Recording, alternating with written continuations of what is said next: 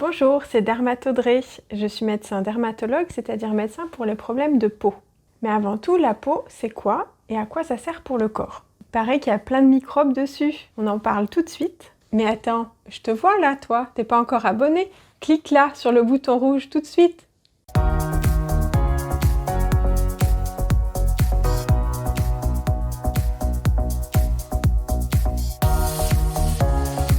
La peau, c'est un des plus grands organes du corps. Elle mesure presque 2 mètres carrés chez l'adulte. Elle est constituée de 3 couches. La plus superficielle, celle du dessus, c'est l'épiderme. Il est très fin, il mesure moins d'1 millimètre. C'est lui qui fabrique la peau morte, c'est une couche imperméable qui pèle petit à petit. Ensuite, en dessous, il y a le derme. C'est la chair où se trouvent les petits vaisseaux sanguins qui la nourrissent, les glandes qui fabriquent le sébum et la transpiration, ainsi que les racines des poils. Ensuite, encore en dessous, il y a l'hypoderme. C'est une couche de graisse qui fait une sorte de matelas protecteur sous la peau. Après, en dessous, il y a les muscles, les organes, mais ça, c'est un autre sujet. Les rôles de la peau sont très variés. D'abord, c'est une protection contre l'environnement extérieur, en particulier l'air autour de nous. L'air à l'extérieur est plus sec qu'à l'intérieur de notre corps qui contient 70% d'eau.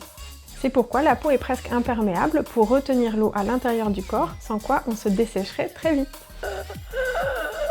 Ensuite, la peau, c'est l'organe du toucher. Il y a plein de petites terminaisons nerveuses dans la peau pour nous permettre de sentir ce que nous touchons. Selon les zones du corps, le toucher est plus ou moins précis. Par exemple, on peut distinguer 2 points séparés de juste 2 mm au niveau des doigts, mais c'est plus de 5 cm au niveau du dos. On le disait tout à l'heure, le derme contient plusieurs types de glandes. Certaines fabriquent du sébum, c'est la graisse qui protège la peau, mais également différents types de sueur, la transpiration. Ces sécrétions servent à la fois à protéger la peau, à éliminer des produits dont elle n'a pas besoin et également à mieux se défendre contre les microbes. La peau est l'organe exposé en permanence au monde extérieur. Il y a donc plein de microbes qui vivent naturellement dessus. Des bactéries, des virus, des champignons, des parasites. On appelle l'ensemble de ces microbes le microbiote. Quand nous sommes en bonne santé, ce sont des gentils microbes qui vivent sur nous. C'est un écosystème très fragile.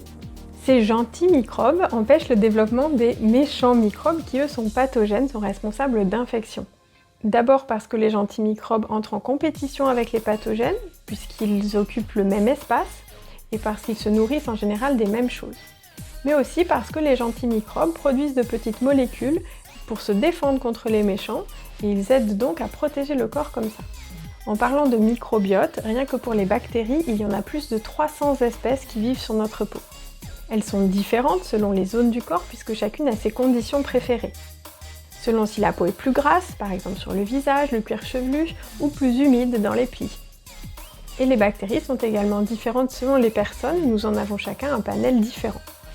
C'est entre autres ce qui fait que nous avons tous une odeur corporelle différente et qu'on aime bien l'odeur de certaines personnes, ou pas. On parle souvent du staphylocoque doré, c'est une bactérie qui a mauvaise réputation car elle peut être responsable d'infections graves.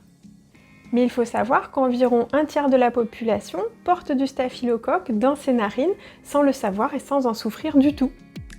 Cette bactérie peut donc vivre sur notre peau sans poser de problème, mais il peut profiter d'une plaie ou d'une irritation comme d'une porte d'entrée pour se développer et être responsable d'un ongle incarné, un poil incarné, de l'impétigo ou d'autres problèmes.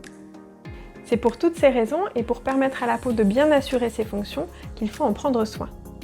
Ça veut dire avoir une bonne hygiène, utiliser si besoin des cosmétiques adaptés à son type de peau, car les besoins sont différents pour chaque personne et dans le temps aussi. L'état de la peau varie selon les conditions de température et d'humidité dans l'air par exemple, mais aussi les produits irritants, chimiques ou naturels présents dans notre environnement. Et bien sûr l'exposition au soleil. En parlant du soleil, on en a parlé dans une précédente vidéo. Regardez! Abonnez-vous pour en savoir plus. Moi je vous retrouve la semaine prochaine. À bientôt!